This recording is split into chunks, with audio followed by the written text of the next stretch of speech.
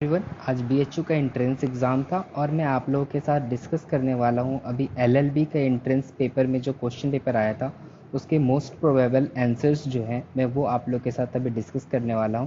और हम स्टार्ट करते हैं कि किस तरीके से कौन कौन से क्वेश्चन के क्या क्या आंसर्स होंगे उनको डील करते हैं। तो हमारा सबसे पहला क्वेश्चन था कि Chhattisgarh does not have a common border with, तो इसका आंसर हमारा होगा बिहार। नेक्स्ट क्वेश्चन है हमारा the cause of changing season on the earth is, तो इसका आंसर हमारा है the tilt of the earth axis. Third question जो हमारा है वो है कि लैंड ऑफ मिडनाइट सन किसे कहते हैं, तो land of midnight sun Norway को कहते हैं। जो उसके बाद हमारा क्वेश्चन है जो the trade winds are strongest during, तो जो ट्रेड विंग होते हैं वो स्ट्रॉन्गेस्ट होते हैं आपके विंटर के टाइम पे, तो विंटर हो जाएगा आंसर। नेक्स्ट क्वेश्चन है हमारा कि which international organisation has mentioned in its report that the water pollution has affected the economy globally, although इसका आंसर अभी डाउटफुल है, लेकिन मैं मेरे हिसाब से इसका आंसर होना चाहिए WHO। This is my opinion but this is doubtful from my side also. Next question is which hormone stimulates appetite in human being, तो इसका आंसर ये होगा number 1 ghrelin. Vitamin C is उसे कहते हैं एस्कॉर्बिक एसिड, बहुत लोगों ने साइट्रिक एसिड मार दिया लेकिन साइट्रिक एसिड आपका गलत आंसर है, इसका आंसर होगा एस्कॉर्बिक एसिड। नेक्स्ट क्वेश्चन पे हम आते हैं, क्वेश्चन नंबर हमारा है 8। टेबल शुगर किसे कहते हैं, टेबल शुगर हम सुक्रोज को कहते हैं, ठीक है। Which of the following is not an alloy, तो डायमंड एलवाई नहीं होता है। Which substance can not be used as an insecticide, तो जो हमारा ये ऑप्शन 3 है ग्लैमेक्सिन, ये हमारा इस्तेमाल नहीं होता है एज एन इंसेक्टिसाइड्स। उसके नेक्स्ट क्वेश्चन है हमारा Haryana government has increase the income limit of for BPL from ₹10,000 to now it has been increase to 15,000। 52nd Asian foreign meet summit 2019 कहाँ पे हुआ था, तो ये हुआ था बैंकॉक में आप लोगों का हुआ था। नेक्स्ट क्वेश्चन पे हम आते हैं, नेक्स्ट है हमारा क्वेश्चन नंबर 13। ये जो वीजी सिद्धार्थ ये जो था कैफे कॉफी डे वाला, ये मरा था, तो ये मरा था नेत्रावती रिवर में डूब के, इसकी डेड बॉडी फाउंड हुई थी, डेड बॉडी वहाँ मिली थी।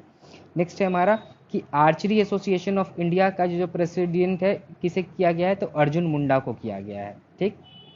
नेक्स्ट है हमारा जसवंत सिंह कनवल, ये किस लैंग्वेज से जुड़े हुए हैं और इन्हें साहित्य अकेडमी अवार्ड भी दिया गया है, तो ये हैं जुड़े हुए आपके पंजाबी लैंग्वेज से, ठीक है।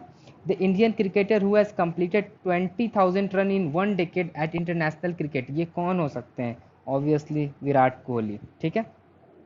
In QS world university ranking 2020 the Indian Institute of Technology Bombay is ranked at 152nd, ठीक। इसका आंसर बहुत लोगों ने गलत भी कर लिया होगा शायद, कि बहुत लोगों को ये क्वेश्चन समझ में नहीं आया होगा या क्वेश्चन बहुत लोगों ने पढ़ा भी नहीं होगा। नेक्स्ट हमारा क्वेश्चन है कि ये जो इनकम इनइक्वालिटी वाली जो बात है इंडियन फार्मर के बेसिस पे, तो देखिए इसका आंसर ऑल दो डाउटफुल है, लेकिन मैंने जहां तक पढ़ा था उसके हिसाब से वर्ल्ड बैंक आंसर है इसका, ठीक है। नेक्स्ट हमारा क्वेश्चन है कि क्वेश्चन नंबर 19, तो क्वेश्चन नंबर 19 में एंटी टैंक मिसाइल जो इंडिजीनियस जो अपने देश में बनाया गया है उसका 3 बार टेस्ट किया गया, उसका नाम क्या है, तो उसका नाम है नाग, ठीक है। अब नेक्स्ट हमारा क्वेश्चन है कि इंडियन फॉर्मर सुप्रीम कोर्ट जज who has taken oath of the judgeship in the apex court of Fiji, उनका नाम है जस्टिस मदन बी लोकुर, ठीक है। ये डिस्क जॉकी वाला जजमेंट आया है आपके इलाहाबाद हाई कोर्ट से। हरप्पा साइट धौलावीरा कहाँ पे है, रन ऑफ कच्छ गुजरात में है। नेक्स्ट क्वेश्चन पे हम आ जाते हैं, which is similar what is there is a similarity between the edicts of Ashoka and the Darius, ठीक है, Darius के बीच में था। नेक्स्ट क्वेश्चन है कि Deccan last Deccani state annex to the Mughal empire by Aurangzeb was, तो इसका आंसर आपका क्या होगा, अहमदनगर, इसका आंसर है अहमदनगर, ठीक है। The second Anglo Mysore war was ended with, यहाँ पे ट्रीटी कहाँ हुआ था, मैंगलोर में हुआ था, बहुत लोग श्रीरंगपट्टनम में करके आ गए होंगे, जो कि थर्ड एंग्लो मैसूर वार में हुआ था, ठीक है। नेक्स्ट है who was the Mughal emperor during the revolt of 1857, तो आंसर होगा आपका बहादुर शाह जफर। नेक्स्ट क्वेश्चन पे हम आ जाते हैं कि अमर कथा माई स्टोरी ये किसकी है, तो विनोदिनी दासी जो है इनकी ऑटोबायोग्राफी है, ठीक है। नेक्स्ट क्वेश्चन पे हम आते हैं, नेक्स्ट क्वेश्चन हमारा है the list of the following movements of the Indian freedom struggle is correct, ठीक है। तो ये हमारा आंसर हो जाएगा इसका 3, ठीक। ये क्रोनोलॉजिकल ऑर्डर में हमें करना था, तो सबसे पहले चंपारण सत्याग्रह हुआ, उसके बाद नन कॉपरेशन मूवमेंट हुआ, उसके बाद आपका सिविल डिसोबीडियंस मूवमेंट हुआ, और सबसे लास्ट में आपका क्विट इंडिया मूवमेंट हुआ। ठीक, अब नेक्स्ट क्वेश्चन है, गवर्नर जनरल जिसने स्टार्ट किया था इंडियन सिविल सर्विसेज, उनका नाम क्या है? तो चार्ल्स कॉर्नवालिस, इन्होंने स्टार्ट करवाया था इंडियन सिविल सर्विसेज को। ठीक है, आज़ादी के दीवाने, ये म्यूजियम कहाँ पर है? तो रेड फोर्ट में है। ठीक है, इसे इनॉग्रेट किया गया है। नेक्स्ट क्वेश्चन नंबर 31 है, in Indian polity which of the following is supreme? तो कॉन्स्टिट्यूशन हमारा सुप्रीम होता है। नेक्स्ट है कि कौन सी कॉन्स्टिट्यूशनल बॉडी नहीं है? तो नीति आयोग कॉन्स्टिट्यूशनल बॉडी नहीं है। उसके बाद नेक्स्ट है हमारा पार्लियामेंट, या parliament in India consist of, तो क्या क्या है हमारा? President, Lok Sabha, Rajya Sabha and vice president. तो इसका आंसर क्या होगा कि हमारा तीनों होता है, प्रेसिडेंट भी होता है, वाइस प्रेसिडेंट भी होता है, और राज्यसभा के जितने मेंबर्स हैं वो भी होते हैं। तो इस पे हम आ जाते हैं, इसका आंसर क्या हो जाएगा आपका? इसका आंसर आपका हो जाएगा ए, यानी कि ए बी सी तीनों हो जाएंगे यहाँ पर। नेक्स्ट क्वेश्चन पे हम चलते हैं, who nominates the chairman of the public account committee of India? तो उसे नॉमिनेट कौन करता है? स्पीकर ऑफ लोकसभा, स्पीकर जो होते हैं लोकसभा के वही नॉमिनेट करते हैं। नेक्स्ट क्वेश्चन है हमारा, the finance commission as laid down in article 280 of the constitution is constituted by, किसी कौन कॉन्स्टिट्यूट करता है? प्रेसिडेंट करते हैं। क्वेश्चन नंबर 36 पे आ जाते हैं, who among the following shall preside over the joint sitting of the two houses of the parliament? Joint sitting को प्रिसाइड कौन करता है? स्पीकर ऑफ लोकसभा करता है। नेक्स्ट क्वेश्चन पे चलते हैं, विच of the following is not correctly matched? कौन करेक्टली मैच नहीं है? मनी बिल 210 में है, प्रेसिडेंट रूल 356 में है, स्टेट जुडिशियल रिव्यू 243 में है। ये चीज़ यहाँ पर गलत है आपका, यूनिफॉर्म सिविल कोड 44 में सही है। ठीक है, in India who regulates the money supply? तो वो कौन करता है मनी सप्लाई को रेगुलेट? कौन करता है? आपका इस क्वेश्चन में आंसर हो जाएगा who regulates the money supply, तो वो है रिजर्व बैंक ऑफ इंडिया। अब देखिए, जब हम प्रियम्बल पढ़ते हैं तो प्रियम्बल में लिखा है we the people of India, उसके बाद constitute India into sovereign socialist secular democratic republic, यानी कि आपका आंसर ए हो जाता। सही करेक्ट ऑर्डर इसका ये था। नेक्स्ट क्वेश्चन पे चलते हैं, क्वेश्चन नंबर हमारा 40। क्वेश्चन नंबर 40 हमारा क्या कहता है, a bill which authorises the government to raise और स्पेंड मनी इज कॉल्ड? इसे कहते हैं एप्रोप्रिएशन बिल। ये होता है तो है हमारा एप्रोप्रिएशन बिल। इसे हम क्या कहते हैं? एप्रोप्रिएशन बिल कहते हैं। Appropriation bill. लेकिन यहाँ पर ऑप्शन में एप्रोप्रिएशन बिल तो था नहीं, तो यहाँ पर मेरे हिसाब से फिर इसका हो जाना चाहिए आंसर मनी बिल हो जाना चाहिए, या फिर ऑर्डिनरी बिल भी हो सकता है, कुछ भी हो सकता है। तो ये क्वेश्चन डाउटफुल है, मेरे साइड से डाउटफुल है। तो इसका आंसर मनी बिल भी हो सकता है, इसका बिल ऑर्डिनरी बिल भी हो सकता है। तो ये चीज़ मेरे लिए थोड़ा सा डाउटफुल है, अदरवाइज मेरा आंसर थोड़ा टिल्टेड होगा मनी बिल की ओर। ठीक है, नेक्स्ट क्वेश्चन हम चलते हैं 41 की ओर, how many commercial sites have been launched by ISRO along with RISAT B2RI? तो ये 9 थे। ठीक है, 9 सैटेलाइट्स को लॉन्च किया गया था। ठीक, नेक्स्ट हमारा क्वेश्चन नंबर 42 है कि anti satellite missile tested by India on 27 मार्च 2019 क्या था? तो इसका आंसर है आपका मिशन शक्ति। ठीक है, नेक्स्ट क्वेश्चन की ओर चलते हैं, Which of the following is the large blood vessel that carries away blood from the heart? इसका आंसर होगा आपका artery. Which is of the following is a communicable disease? Asthma is a communicable disease. ये सोमैटोट्रॉफिक hormone जो deal करता है, ये deal करता है आपसे बोन से रिलेट करता है। ठीक है, ये क्वेश्चन नंबर 46। क्वेश्चन नंबर 46 का आंसर हो जाएगा 243D3, यानी कि आंसर ए ओनली आपका हो जाएगा, क्योंकि 334 अलग चीज़ से डील करता है। ये रिजर्वेशन करता है, अलग रिजर्वेशन से बात करता है, SC ST का जो है, जो हमारा 104 कॉन्स्टिट्यूशनल अमेंडमेंट आया है उससे डील करता है। The final authority to expound the Indian constitution rest with supreme court. Supreme court ही सारा चीज उसे करेगा, व्याख्यान करेगा, एक्सपाउंड करेगा। ठीक है, नेक्स्ट क्वेश्चन है, who among the following responsible for revenue sharing between the state government and the local government? तो ये कौन है? स्टेट फाइनेंस कमीशन करेगा। Provision for appointment of National Commission for SC ST has been made in the Constitution under Article 338 and 338A. ठीक है, next हमारा आ जाते हैं कि कौन सा वर्ड नहीं है इसमें से प्रियम्बल में, सबको पता है फेडरल ही होगा आंसर। नेक्स्ट क्वेश्चन पे चलते हैं। क्वेश्चन नंबर 51 है कि नेशनल इमरजेंसी लगाया जा सकता है किस आर्टिकल के अंदर प्रेसिडेंट के द्वारा, तो आर्टिकल 352 है हमारा। Under which of the following article of the Indian constitution the supreme court has the power to review its own judgement, that is 137। इसे रिव्यू के लिए इस्तेमाल किया जाता है। नेक्स्ट है हमारा पार्ट 4A में से इसमें से कौन सा नहीं है, तो सारा कुछ है एक्सेप्ट हमारा 4, तो 4 हो जाएगा हमारा answer. The concept of human right primarily emphasizes on the dignity of man as a human being. Pura providing urban amenities in rural areas, इसका आंसर हो जाएगा आपका APJ अब्दुल कलाम ने इसे इंट्रोड्यूस किया था। ठीक, अब नेक्स्ट क्वेश्चन है which of the following statement about the speaker of Lok Sabha is not correct. तो उसके पास ना देखिए जो ऑप्शन सी है ये मुझे मोस्ट अप्रोप्रिएट आंसर लग रहा है, because he has the power to summon the both house of the for propagation. ये पावर समन करने का पावर होता है आपको प्रेसिडेंट के पास, तो प्रेसिडेंट ही कर सकता है। नेक्स्ट क्वेश्चन है हमारा कि 11th शेड्यूल किस चीज़ से डील करता है, तो 11th शेड्यूल डील करता है पंचायती राज से डील करता है। नेक्स्ट क्वेश्चन है which of the following is not true about the controller and auditor general of India. तो देखिए इन्हें अपॉइंट तो प्रेसिडेंट करते हैं, इनकी सैलरी इक्वल होती है सुप्रीम कोर्ट जजेस की, ये एक बार जब रिटायर हो जाते हैं तो किसी और ऑफिशियल पोस्ट के लिए भी नहीं होते हैं। लेकिन इसमें एक चीज़ ये होता है ना कि he can be removed by the president, लेकिन इनकी जो इम्पीचमेंट प्रोसेस होती है वो सुप्रीम कोर्ट के जज की तरह होती है, यानी कि दोनों हाउसेज से पास होगा उसके बाद ही प्रेसिडेंट इन्हें रिमूव कर सकते हैं इनके पोस्ट से। तो इसलिए मोस्ट अप्रोप्रिएट आंसर आपका यहाँ पे क्या हो जाएगा, 4 हो जाएगा। अब इलेक्शन कमिश्नर को कौन रिमूव कर सकता है, तो इलेक्शन कमिश्नर को रिमूव कर सकता है president on the recommendation of the chief election commissioner. A जज of a supreme court may resign is office by writing a letter to, तो किसे कर सकते हैं, प्रेसिडेंट को देके कर सकते हैं रिजाइन अपने पोस्ट से। Which of the following is correct about the Rajya Sabha. ठीक है, तो सबसे पहली बात क्या है, it is not subject to dissolution, इसे कभी डिजोल्व नहीं किया जा सकता है। इसका टेन्योर 5 साल होता है, ये तो गलत बात है क्योंकि 6 साल होता है, सबको पता है। ठीक है, उसके बाद क्या है, 1/3 मेंबर हर 2 साल पे रिटायर कर जाते हैं, ये भी सही बात है इसकी। And its member shall be age of 25, 25 कहाँ से हो जाएगा भाई, 30 होता है ना। तो हमारा आंसर क्या हो गया, A एंड B। अब जहाँ पे भी आपको A एंड B दिख जाए, सॉरी A एंड C दिख जाए वो सही आंसर है, यानी कि आपका थर्ड ऑप्शन हो गया।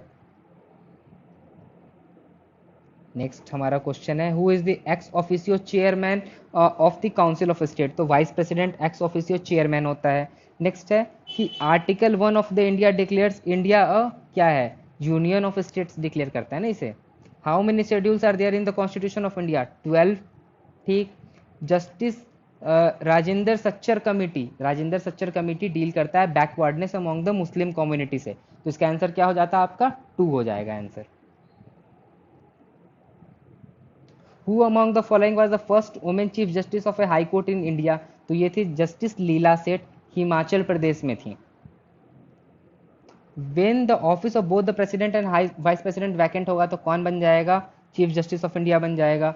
Who presides over the joint sitting of both the houses of parliament, तो स्पीकर ऑफ द हाउस बैठता है, ज्वाइंट प्रिसाइड करता है जब जो भी ज्वाइंट सिटिंग होती है। एमिकस क्यूरी क्या होता है, एमिकस क्यूरी वो होता है जो फ्रेंड ऑफ द कोर्ट होता है, a friend of a court. To power to summon the house of parliament is vested with, president के पास होता है समन करने का पावर। नेक्स्ट हमारा है question number 71। In case of president of India want to resign he shall address his resignation to vice president of India, exception है। In which of the following case the supreme court has recognize the rights of transgender, NALSA versus union of India 2014। The president of India can be impeached on the ground of violation of constitution under article 21 ex post facto law. तो इसमें देखिए x post facto law का मतलब क्या होता है कि अगर कोई भी लॉ जो है वो आपको लास्ट मतलब पहले के रेट्रोस्पेक्टिवली उसमें कभी भी आपको पेनाल्टी इम्पोज नहीं किया जाएगा। एक्स पोस्ट फैक्टो लॉ का मतलब ये होता है। तो जो लॉ ऐसा, तो ऑप्शन देखते हैं क्या है सबसे पहले, law which imposes penalty with retrospective effect, तो ये चीज़ तो हो ही नहीं सकता क्योंकि रेट्रोस्पेक्टिव नहीं होता है, वो हमेशा क्या होता है, प्रोस्पेक्टिव होता है।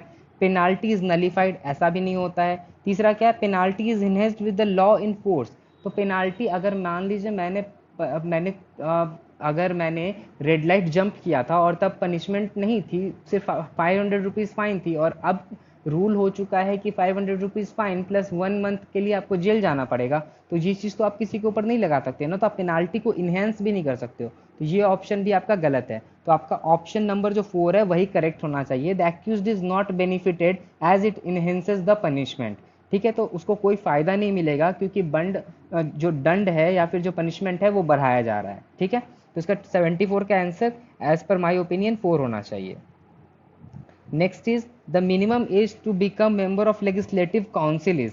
तो लेजिस्लेटिव काउंसिल क्या किसकी तरह होता है, राज्यसभा की तरह होता है। तो राज्यसभा का हमने क्या जाना है, 30 ईयर्स, तो यहाँ पे क्या हो जाएगा 30 ईयर्स हो जाएगा। अगर यहीं पे लेजिस्लेटिव असेंबली होता तो 25 हो जाता हमारा। ठीक है, नेक्स्ट क्वेश्चन है, a wrongful assumption of a public office can be got vacated by the writ of quo warranto. Quo warranto with what authority you are holding this office, आप ये कह के उसको उस ऑफिस से हटा सकते हैं। Directive principles of state policy is not अमेनेबल, क्या उसमें अमेंडेबल, उसमें क्या हम अमेंडमेंट नहीं कर सकते हैं, तो ये गलत बात है, हम उसे कर सकते हैं amendment. Not enforceable by any court, this is true. Directive principle of a state policy is not enforceable in any court of law. Last thing is the fundamental to the governance of the country, this is also correct. So the answer should be B and C. तो आपका answer क्या हो जाएगा, third हो जाएगा B and C. Cruelty is a ground of both divorce and judicial separation, ये हमारा देता है आर्टिकल 13 में, और ये देता है और सेक्शन 13 में हिंदू मैरिज एक्ट के, और ये हमारा सेक्शन 10 है ऑफ हिंदू मैरिज एक्ट, वहाँ पे प्रोवाइड करता है। अब देखते हैं नेक्स्ट क्वेश्चन क्या है, which of the following is what is the correct order in which of the following treaties were concluded. तो सबसे पहले हुआ था डिक्लेरेशन ऑफ पेरिस, इसके बाद गैट का हुआ था, और सबसे लास्ट में वियना कन्वेंशन हुआ था। तो ये ऑप्शन 1, 2, 3 इस ऑर्डर पे जाता। तो इस ऑर्डर में आंसर कहाँ दे रखा है, तो देखिए कहाँ दे रखा है,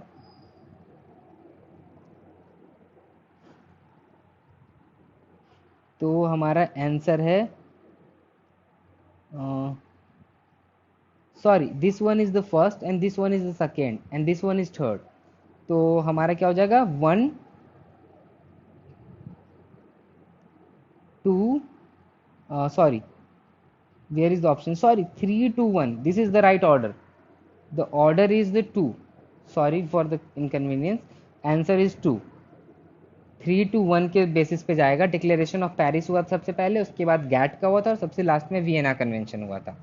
ठीक है, the essentials of valid custom क्या होना चाहिए, long duration, continuity and inconsistency, ये 3 चीज़ होनी चाहिए, तो आपका हो जाएगा वैलिड कस्टम। नेक्स्ट है कि आईसीजे में जो जजेस बनते हैं उनकी ड्यूरेशन क्या होती है, तो वो 9 साल के लिए होते हैं, 9 ईयर्स। ठीक है, the correct sequence in the formation of contract is offer, acceptance and valid consideration होगा, तो वो क्या हो जाएगा, प्रपोजल, एग्रीमेंट हो जाएगा। Every promise and every set of promise forming consideration is an agreement. रे बेरूबरी वाले केस में क्या कहा गया था कि preamble is not part of the constitution. 84 पे आ जाते हैं, तो 84 में हमारा कहा गया है कहाँ पे, तो 84 हो जाएगा हमारा आपका 6 to 14 ईयर्स ऑफ एज। इसमें देख लीजिए 39 में हमारा लीगल एड है। ठीक है, यूनिफॉर्म सिविल कोड है हमारा 44 में। ठीक, और आपका ऑर्गेनाइजेशन ऑफ विलेज पंचायत 40 में है, और राइट टू वर्क 41 में है। तो हमारा ऑप्शन क्या हो गया, A2, ये वाला आपका आंसर हो गया 2, 3, 4, 1। ठीक है, नेक्स्ट क्वेश्चन पे चलते हैं। The object of retributive theory of the punishment is to. तो रेट्रीब्यूटिव थ्योरी आपकी कहती है an eye for an eye, a teeth for a teeth. ठीक है, और टूथ फॉर ए टूथ, यानी कि आंख के बदले आंख और दांत के बदले दांत, यानी कि बदला लेने की भावना है, यानी कि रिवेंज लेने की भावना है। तो आपका आंसर क्या हो जाएगा 2। ठीक है, A instigate B to murder C and refuses to do so, A is guilty of abetment to commit suicide, ये आपका आईपीसी का इलस्ट्रेशन है। ठीक है, C box is related to complaint made to ministry of women and child development, 88 का आपका answer ये हो जाता। नेक्स्ट आपका आंसर है legislative council of state can be abolished by. तो कौन अबॉलिश कर सकता है? Parliament on resolution of state legislature. चलिए नेक्स्ट क्वेश्चन आ जाते हैं। A intend to become a member of state legislature. To become a member of state legislature A consistent must possess certain qualification which of the following is not an necessary qualification to become a member of state legislature. तो 25 year का as होना चाहिए आपका, debarred नहीं होने चाहिए, आप citizen of India होने चाहिए, लेकिन इसमें से क्या नहीं होना चाहिए? तो एलएलबी की डिग्री आपके लिए कोई इंपॉर्टेंट नहीं है, तो आपका आंसर क्या हो जाता है? LLB degree. नेक्स्ट क्वेश्चन है आपका क्वेश्चन नंबर 91। अब तो आ गया मैथ्स। तो मैथ्स का तो मैं आप लोग को बस आंसर बता सकता हूँ जितना मुझे आता है, और बस आप लोग एक बार वेरीफाई कर लीजिएगा। ऊपर के सारे आंसर्स करेक्ट हैं मैथ्स से, मैं बस आपको आंसर बता रहा हूँ, आप चेकआउट कर सकते हो। The answer for question number 91 is 4, 92 is 92 गलत क्वेश्चन था। 93, 93 आंसर इज 93 का आंसर क्या था? I guess the answer of 93 is 3, and 94 answer is 1, 95 answer is 2, 96 I didn't, ये क्वेश्चन सॉल्व नहीं हुआ मेरे से।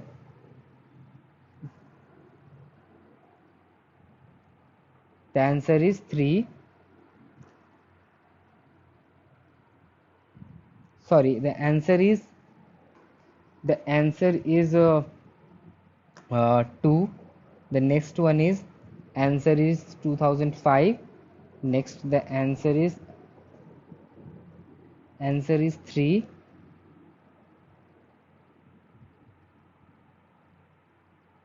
Answer is 2. The next question answer is 4. 3 not solved.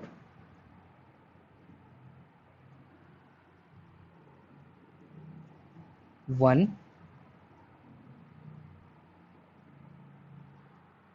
answer is 3. Answer is 1.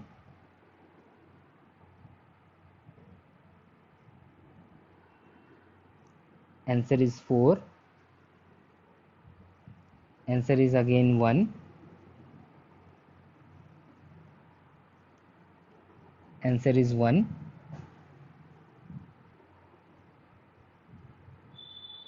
Answer is 4. Answer is again 4. Answer is 3 not solved.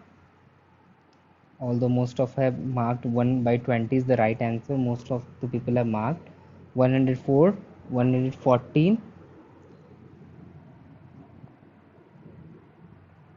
not solved.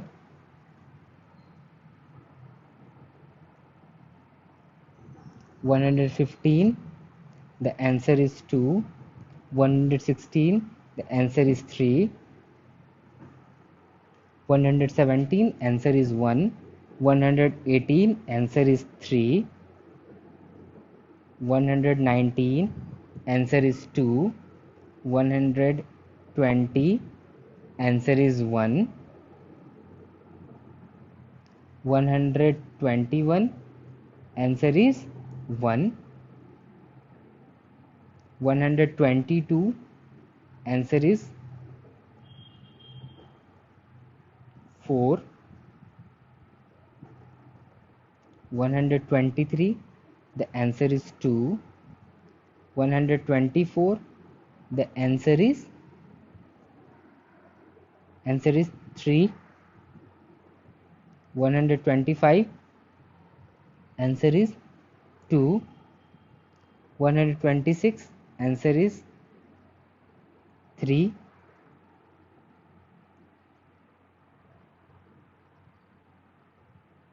127 not solved. 128 answer is 3. 129 answer is 2. And 130 answer is 3। Okay, now it's up to your discretion कि आपको कौन से question के answer सही लगे और कौन से क्वेश्चन के गलत लगे। वो मैथ्स का तो अपना अपना है, तो मैथ्स का आप चेक कर लेना। बाकी जो बाकी पोर्शंस हैं उसके लिए आंसर सारे क्लियर है, ठीक है। तो आप मैथ्स के लिए बस एक बार वेरीफाई कर लेना और अपना मैथ्स सॉल्व कर लेना, क्योंकि I am not good in maths. बाकी अदरवाइज़ मैंने सारे चीज़ कवर कर लिए। और अगर आप क्या करो कि आप अपने मार्क्स चेकआउट करो, और मार्क्स चेकआउट करने के बाद आप कमेंट में बताओ कि किसके कितने मार्क्स आ रहे हैं इस बेसिस पे, आंसर के बेसिस पे, ताकि ये पता चल सके कि कट ऑफ क्या आ जाएगी। Okay, thank you everyone. और अगर किसी का भी कोई भी डाउट हो तो वो इसमें क्लियरिटी के लिए आप मैसेज कर सकते हो, कमेंट में बता सकते हो, ताकि उसके बेसिस पे मैं आपको क्लैरिटी दे सकूं। Okay, thank you everyone for watching this video.